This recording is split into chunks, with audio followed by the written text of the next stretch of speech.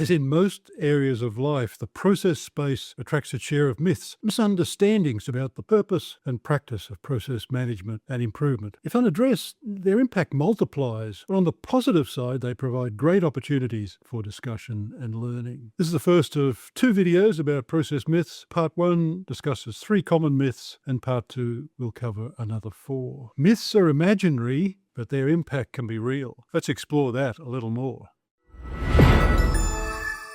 The myths around process management and improvement can cause serious roadblocks. Let's bust a few of those myths. So these are the myths that I want to cover in these 2 videos, Part 1 and Part 2. I'm sure it's not an exhaustive list of all of the myths. You might have some to add, but we'll deal with these one at a time as we go through each of the videos. In this video, Part 1, we'll deal with these 3. We'll talk about whether process is about the customer and whether already doing process improvement is a reason or an excuse for not doing process management. And what about automating? We're going to automate the process. Maybe we don't care about anything else. Let's find out.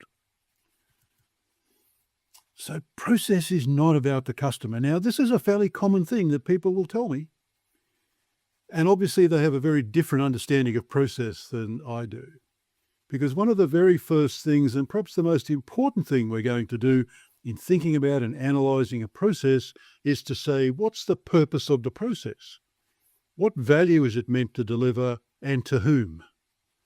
And there's always someone or something which is requiring value from a process, whether it's a big process or a small process. And that customer might be internal or external, but the process has a purpose. And that's important, it's fundamental. So we can't be saying process is not about the customer. I think you know what people are thinking when they do that, or their experience that's led them to that view, is that they've seen way too many process models that didn't go anywhere, or they participated in process workshops that they didn't think were effective. And so it all seems like it's about us. It's a very internal view.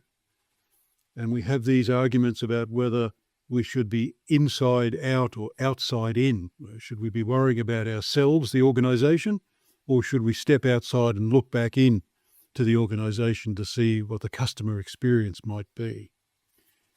And why do we need to choose only one of those? Presumably our customers will be disappointed if we go out of business.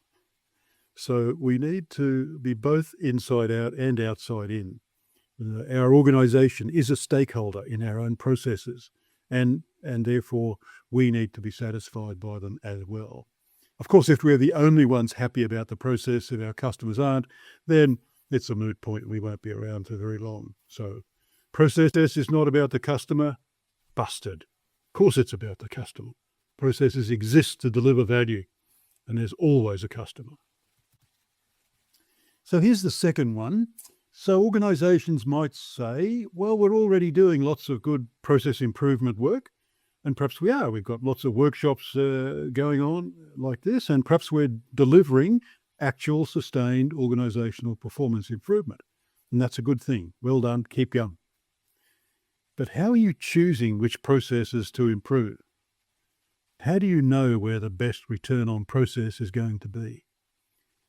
That's the process management part. That's the piece that should come beforehand. That's how we make those wise choices about which processes we should be improving and where to invest our time. And it can be a lot of time. We've got groups of people in workshops like this and in other ways investing time and money in analysing and looking to improve the process. We can't get the best process improvement unless we're working on the best process. We'd have to choose wisely which processes we're going to invest in. So already doing process improvement, is that enough? Certainly not. Busted. We need to be doing both process management and process improvement. And there's at least one other video in this series on that topic exactly. So here's our third idea, our third myth for this video.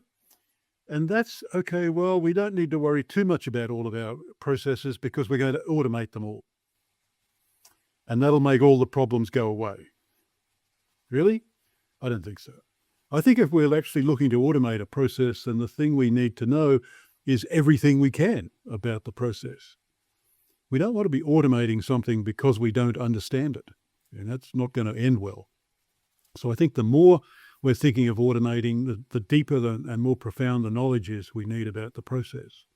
If we are automating, then perhaps the knowledge we need is a little different than if we're not. But we can't just say, oh no, we don't need to model or analyze or improve processes. We'll just automate them and the magic will happen. Well, you know as well as I do, the magic seldom happens. And we need to understand our processes. We need to be able to forecast what the automation is going to do. Why are we automating? What is the performance improvement that we're looking to get from automation? Because automation is just one way of improving the performance of a process. So we certainly need to know what it was like before and what it's like afterwards. We need to be able to test the efficacy of automation. Nothing else. So don't forget about process work. We're just going to automate everything. Busted. That's not going to end well. So they're the 3 myths that we're dealing with in this video, and there's 4 more to come in part 2. So process not about the customer? No. I mean, process is all about the customer, all about all of the customers, internal and external, and other kinds of stakeholders. We already improve our processes. We don't need to do anything else. Well, congratulations. If that's true, keep going. And you do need to do something else. You need to make wise choices. You get more and more mature about choosing the right processes that you should be improving and in the right sequence. And forget about process work. We're just going to automate everything. That's not going to work. We know that's not going to end well. So there's 3 processes that I hope you agree are busted. And I think analysing and talking about identifying the myths that exist in our organisations is important, because they can have a big impact. And in these 2 videos, we're going through 7 myths, 7 common myths. But every organisation probably has their own peculiar myths as well that have been developed based on history and other particular circumstances in the organisation. And I think it's important that we understand what those myths are and we counter them. We deal with them before they can become serious problems. Because in that way, then we're able to do good process management, and that leads us to even better process improvement. And as I say many times, the whole purpose of our process-based management work is to do good process management that leads to better process improvement, that leads to organisational performance improvement. Let's find those myths and bust them.